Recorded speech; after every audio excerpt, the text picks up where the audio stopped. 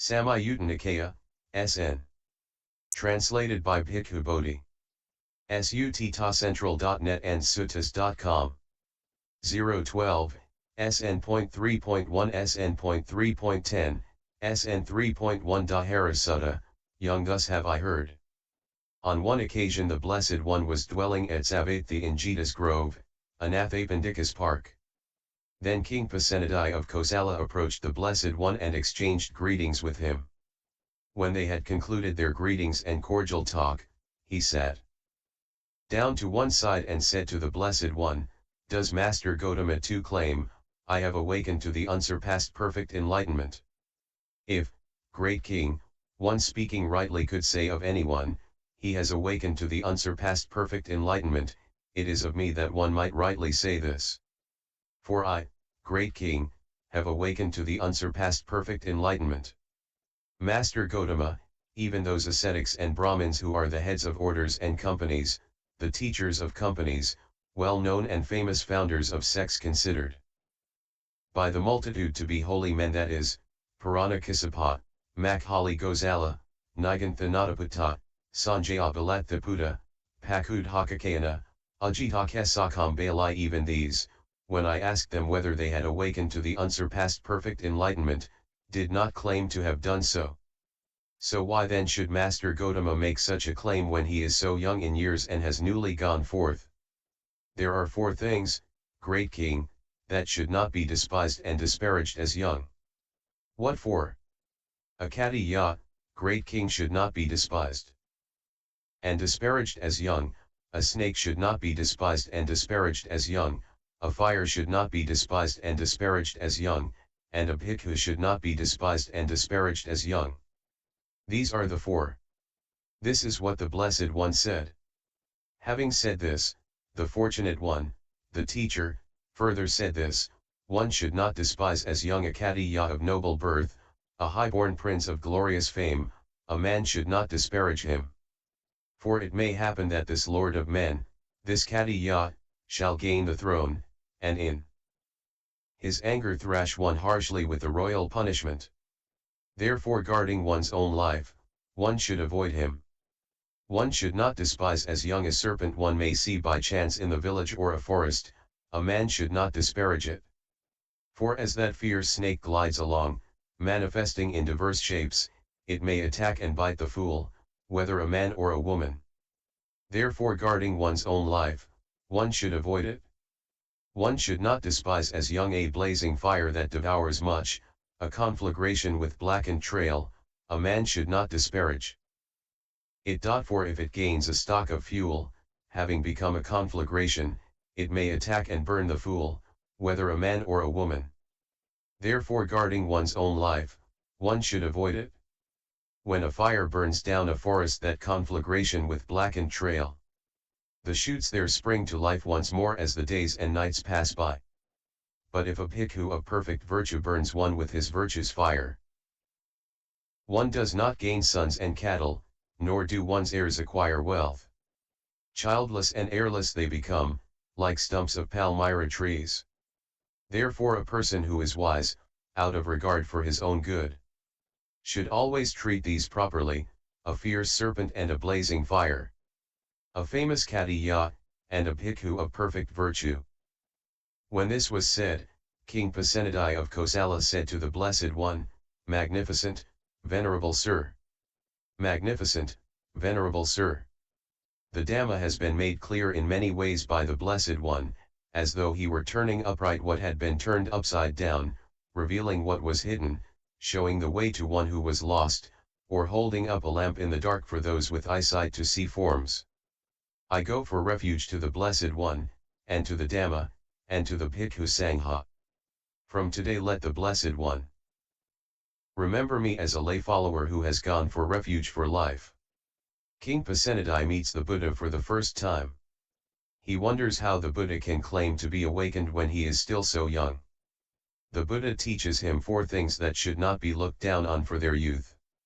SN.3.2 Purisa Sutta, a person at Savatthi. Then King Pasenadi of Kosala approached the Blessed One, paid homage to him, sat down to one side, and said to him, Venerable Sir, how many things are there which, when they arise within a person, arise for his harm, suffering, and discomfort?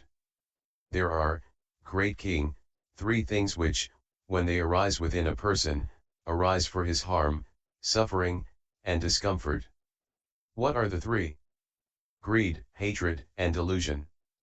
These are the 3 things which, when they arise within a person, arise for his harm, suffering, and discomfort. Greed, hatred, and delusion, arisen from within oneself. Injure the person of evil mind as its own fruit destroys the reed.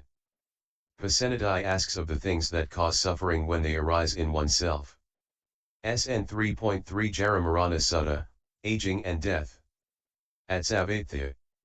Sitting to one side, King Pasenadi of Kosala said to the Blessed One, Venerable Sir, for one who has taken birth, is there anything other to expect than aging and death? For one who has taken birth, great King, there is nothing other to expect than aging and death. Even in the case of those affluent khattiyas-rich, with great wealth and property, with abundant gold and silver, abundant treasures and commodities, abundant wealth and grain, because they have taken birth, there is nothing other to expect than aging and death. Even in the case of those affluent brahmins, affluent householders, with abundant wealth and grain, because they have taken birth, there is nothing other to expect than aging and death. Even in the case of those bhikkhus who are arahants, whose taints are destroyed, who have lived the holy life, done what had to be done, laid down the burden, reached their own goal, utterly destroyed the fetters of existence, and are completely liberated through final knowledge, even for them this body is subject to breaking up, subject to being laid down. The beautiful chariots of kings wear out, this body too undergoes decay. But the Dhamma of the good does not decay, so the good proclaim along with the good. Pasenadi asks if anything that is born can escape from old age and death. SN.3.4 Sutta, Dear. At Savatthi. Sitting to one side, King Pasenadi of Kosala said to the Blessed One, Here, Venerable Sir, while I was alone in seclusion, a reflection arose in my mind thus, who now treat themselves as dear, and who treat themselves as a foe. Then, Venerable Sir, it occurred to me. Those who engage in misconduct of body, speech, and mind treat themselves as a foe. Even though they may say, we regard ourselves as dear, still they treat themselves as a foe. For what reason? Because of their own accord they act towards themselves in the same way that a foe might act towards a foe, therefore they treat themselves as a foe. But those who engage in good conduct of body, speech, and mind treat themselves as dear. Even though they may say, we regard ourselves as a foe, still they treat themselves as dear. For what reason? Because of their own accord they act towards themselves in the same way that a dear person might act towards one who is dear, therefore they treat themselves as dear. So it is, great King. So it is, great King. The Buddha then repeats the entire statement of King Pasenadi and adds the following verses. If one regards oneself as dear, one should not yoke oneself to evil. For happiness is not easily gained by one who does a wrongful deed. When one is seized by the end maker as one discards the human state. What can one call truly one's own? What does one take when one goes? What follows one along like a shadow that never departs? Both the merits and the evil that a mortal does right here. This is what is truly one's own, this one takes when one goes. This is what follows one along like a shadow that never departs. Therefore one should do what is good as a collection for the future life. Merits are the support for living beings when they arise in the other world. Reporting on a reflection that arose while on retreat, Pasenadi says that those who do bad deeds treat themselves as enemy. The Buddha expresses his agreement in verse.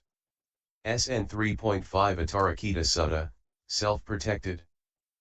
At Savatthi.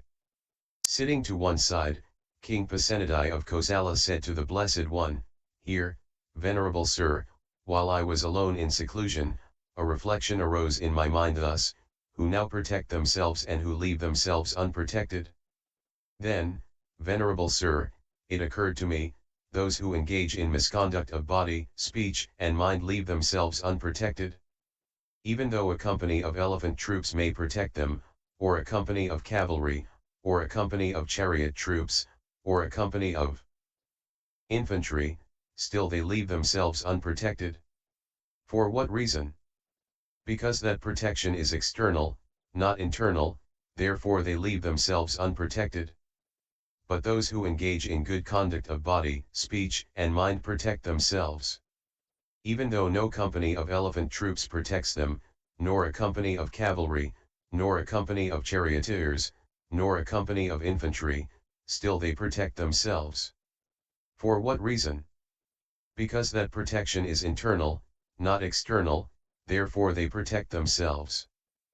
So it is, great king. So it is, great king. The Buddha then repeats the entire statement of King Pasenadi and adds the following verse. Good is restraint with the body, restraint by speech is also good.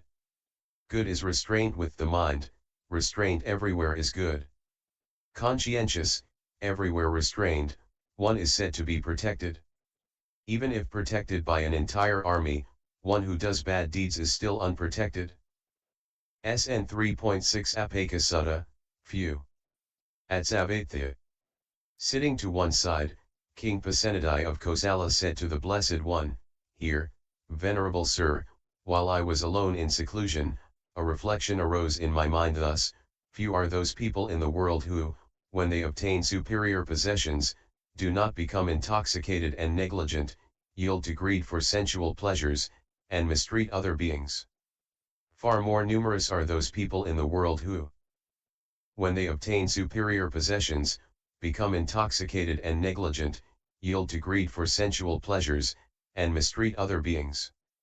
So it is, great king. So it is, great king.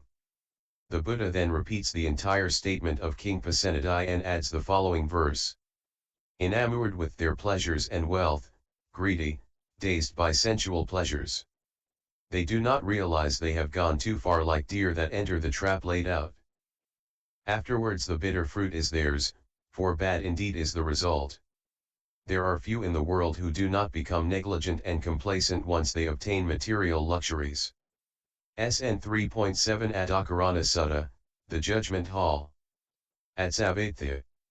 Sitting to one side, King Pasenadi of Kosala said to the Blessed One, Here, Venerable Sir, when I am sitting in the Judgment Hall, I see even affluent khattiyas, affluent brahmins, and affluent householders rich, with great wealth and property, with abundant gold and silver, abundant treasures and commodities, abundant wealth, and grain speaking deliberate lies for the sake of sensual pleasures, with sensual pleasures as the cause, on account of sensual pleasures. Then, Venerable Sir, it occurs to me, I've had enough now with the judgment hall. Now it is good face who will be known by his judgments. So it is, great king. So it is, great king. Even affluent khattiyas, affluent brahmins, and affluent householders, speak deliberate lies for the sake of sensual pleasures, with sensual pleasures as the cause, on account of sensual pleasures. That will lead to their harm and suffering for a long time to come. Enamored with their pleasures and wealth, greedy, dazed by sensual pleasures. They do not realize they have gone too far like fish that enter the net spread out. Afterwards the bitter fruit is theirs, for bad indeed is the result. King Pasenadi laments how in his judgment hall he sees people lying all the time for the sake of sensual pleasures. SN.3.8 Malika Sutta, Malika. At Savatthi. Now on that occasion King Pasenadi of Kosala had gone together with Queen Malika to the upper terrace of the palace. Then King Pasenadi of Kosala said to Queen Malika, Is there, Malika, anyone more dear to you than yourself? There is no one, great king, more dear to me than myself. But is there anyone, great king, more dear to you than yourself? For me too, Malika, there is no one more dear than myself. Then King Pasenadi of Kosala descended from the palace and approached the Blessed One. Having approached, He paid homage to the Blessed One, sat down to one side, and related to the Blessed One his conversation with Queen Malika. Then the Blessed One, having understood the meaning of this, on that occasion recited this verse. Having traversed all quarters with the mind, one finds none anywhere dearer than oneself. Likewise, each person holds himself most dear, hence one who loves himself should not harm others. King Pasenadi asks Queen Malika who is most dear. They both agree that the one most dear is oneself, and the Buddha agrees. SN.3.1-SN.3.10, Sacrifice. At Savatthi. Now on that occasion a great sacrifice had been set up for King Pasenadi of Kosala. 500 bulls, 500 bullocks, 500 heifers, 500 goats, and 500 rams had been led to the pillar for the sacrifice. And his slaves, servants, and workers, spurred on by punishment and fear, were busy making the preparations, wailing with tearful faces. In the morning, a number of bhikkhus dressed and, taking their bowls and robes, entered Savatthi for alms. When they had walked for alms in Savatthi and had returned from their alms round, after the meal they approached the Blessed One, paid homage to him, sat down to one side, and said, "Here, Venerable Sir, a great sacrifice has been set up for King Pasenadi of Kosala. And his slaves, are busy making preparations, wailing with tearful faces." Then the Blessed One, having understood the meaning of this, on that occasion recited these verses. The horse sacrifice, human sacrifice, samapasa, vahapaya, naragala. These great sacrifices, fraught with violence, do not bring great fruit. The great seers of right conduct do not attend that sacrifice. Where goats, sheep, and cattle of various kinds are slain. But when sacrifices free from violence are always offered by family custom. Where no goats, sheep, or cattle of various kinds are slain. The great seers of right conduct attend a sacrifice like this. The wise person should offer this, a sacrifice bringing great fruit. For one who makes such sacrifice it is indeed better, never worse. Such a sacrifice is truly vast and the devatas too are pleased. A great sacrifice involving the slaughter of many animals was being prepared for King Pasenadi. The Buddha condemns such sacrifices. And says a fruitful sacrifice involves a blameless and harmless offering. SN.3.10 Bandhana Sutta, Bondage. Now on that occasion a great mass of people had been put in bondage by King Pasenadi of Kosala, some with ropes, some with clogs, some with chains. In the morning, a number of bhikkhus dressed and said to the Blessed One, "Here, Venerable Sir, a great mass of people have been put in bondage by King Pasenadi of Kosala, some with ropes, some with clogs, some with chains." Then the Blessed One, having understood the meaning of this, on that occasion recited these verses, 397. That bond, the wise say, is not strong made of iron, wood, or rope. But infatuation with jewelry and earrings, anxious concern for wives and children. This, the wise say, is the strong bond, degrading, supple, hard to escape. But even this they cut and wander forth, unconcerned, having abandoned sensual pleasures. When many people are put in chains by Pasenadi, the matter is reported to the Buddha. And SN.012.